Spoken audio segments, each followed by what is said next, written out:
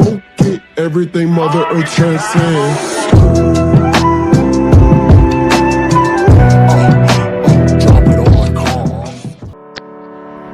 Metabolisme vitamin B5.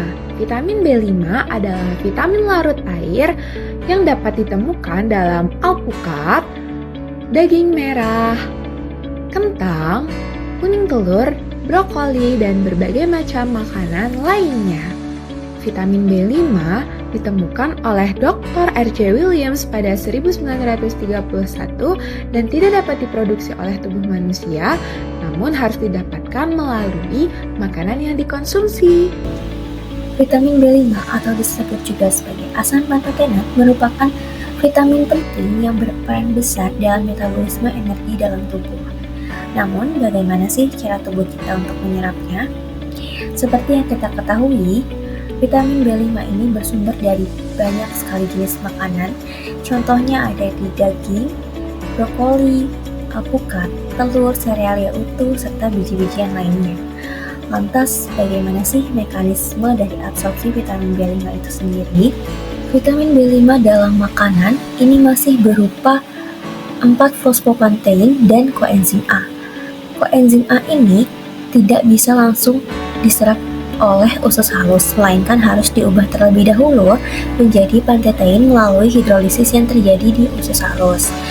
Hidrolisis yang terjadi di usus halus ini sebagai berikut. Yang pertama, koenzim A akan dihidrolisis menjadi defosfokoenzim A oleh enzim alkalin fosfatase. Defosfokoenzim A ini kemudian akan dipecah menjadi fosfopantetein oleh enzim ENPP. Fosfopantetein ini selanjutnya akan diubah menjadi pantetein yang kemudian akan dihidrolisis menjadi asam pantotenat oleh enzim pantoteinase. Asam pantotenat bebas inilah yang akan diserap oleh usus halus terutama di jejunum melalui dua mekanisme. Yang pertama yaitu transport aktif, yang kedua difusi pasif. Transport aktif ini terjadi apabila kadar asam pantotenat rendah sehingga memerlukan energi dan transporter khusus yaitu SMPT atau Sodium Dependent Multivitamin Transporter untuk membantu penyerapannya.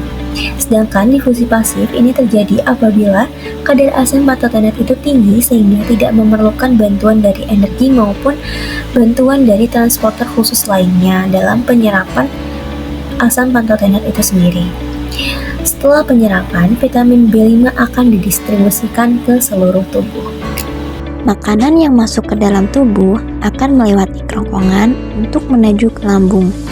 Kerongkongan adalah sebuah saluran panjang seperti sedotan yang menghubungkan mulut dengan lambung. Akhirnya, makanan tersebut sampai ke lambung. Di sana, makanan akan dihancurkan oleh gerakan dinding lambung dan cairan lambung. Nah, saking asamnya, setiap makanan yang masuk ke dalam lambung akan mudah hancur.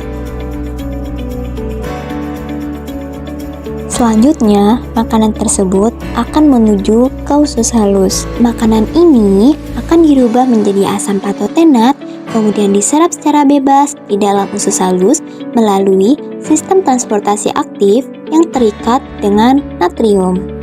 Apabila asupan asam pantotenat tinggi, maka sistem transport akan mencapai kapasitas maksimumnya, sehingga asupan asam pantotenat meningkat mencapai 10 kali lipat serta laju penyerapan menurun hingga 10%.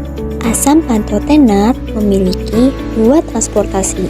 Yang pertama yaitu transportasi aktif, di mana transportasi aktif ini memerlukan transporter spesifik yang menggunakan energi. Selain itu juga, transportasi aktif melibatkan protein pengangkut yaitu SLC37A1 dan SLC22A4. Yang kedua ada difusi pasif, di mana difusi pasif ini asam pantotenat dapat diserap dalam keadaan konsentrasi yang tinggi. Selanjutnya adalah reseptor vitamin B5. Vitamin B5 tidak memiliki reseptor spesifik dalam tubuh seperti vitamin lain. Berikut beberapa alasan mengapa vitamin B5 tidak memiliki reseptor. Pertama, yaitu fungsi vitamin B5 bukan sebagai sinyal. Molekul seperti hormon bekerja dengan mengirim sinyal ke dalam sel, sehingga membutuhkan reseptor spesifik. Sedangkan vitamin B5 berfungsi sebagai prekursor untuk sintesis CoA dan ACP. Kedua, vitamin B5 harus masuk ke dalam sel. Vitamin B5 harus berada di dalam sel untuk dikonversi menjadi CoA. Maka yang dibutuhkan adalah transporter untuk masuk ke dalam sel, bukan reseptor yang mengaktifkan sinyal di luar sel. Dan yang ketiga, vitamin B5 itu larut air. Vitamin B5 adalah molekul kecil, polar, dan larut air.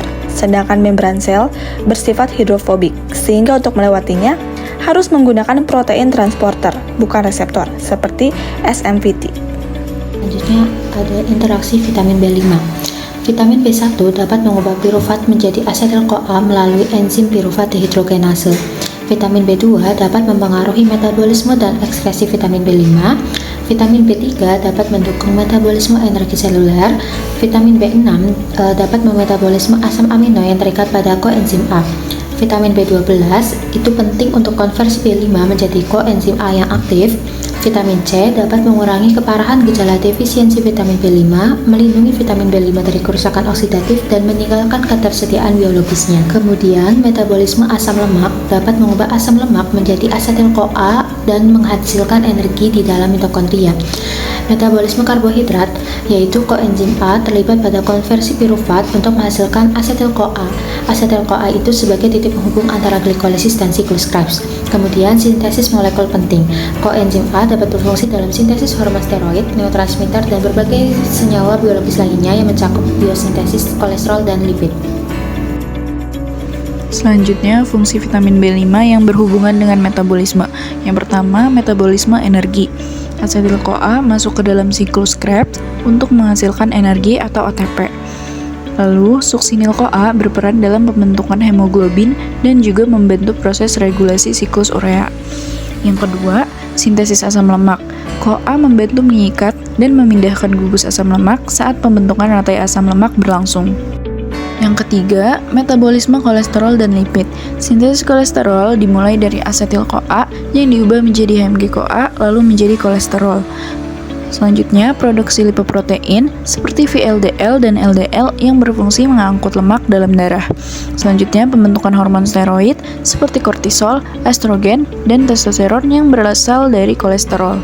Lalu yang terakhir, metabolisme protein. Asetilasi protein, yaitu penempelan gugus asetil pada protein atau DNA yang berperan dalam pengaturan ekspresi gen atau epigenetik. Sintesis asam amino dan neurotransmitter seperti asetilkolin yang penting untuk fungsi sistem saraf. Selanjutnya adalah defisiensi dan mekanismenya. Defisiensi asam pantotenat atau vitamin B5 sangat jarang terjadi karena vitamin ini tersebar luas dalam berbagai jenis makanan. Meski begitu, kondisi ini dapat muncul akibat malnutrisi kronis, rendahnya asupan makanan kaya B5 seperti telur hati dan biji-bijian, gangguan penyerapan di usus, atau konsumsi alkohol secara berlebihan. Dan secara mekanis, kekurangan vitamin B5 mengganggu pembentukan koenzim A atau CoA yang penting dalam metabolisme karbohidrat, lemak, dan protein. Hal ini menyebabkan penurunan sintesis lipid serta produksi energi yang dibutuhkan tubuh. Gejala defisiensi bervariasi, namun umumnya mencakup kelelahan, sakit kepala, insomnia, kesemutan, mati rasa, gangguan pencernaan, rambut rontok, dan hepatitis. Pada kondisi tertentu seperti penyakit Huntington pada B5 yang rendah di otak juga dikaitkan dengan gangguan neurodegeneratif. Hipervitaminosis merupakan kelebihan intake vitamin B5 di dalam tubuh.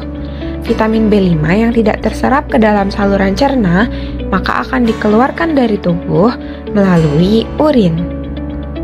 Hipervitaminosis dapat mengakibatkan diare, mual dan muntah, serta ruam-ruam atau reaksi alergi sesuai dengan tingkat keparahannya.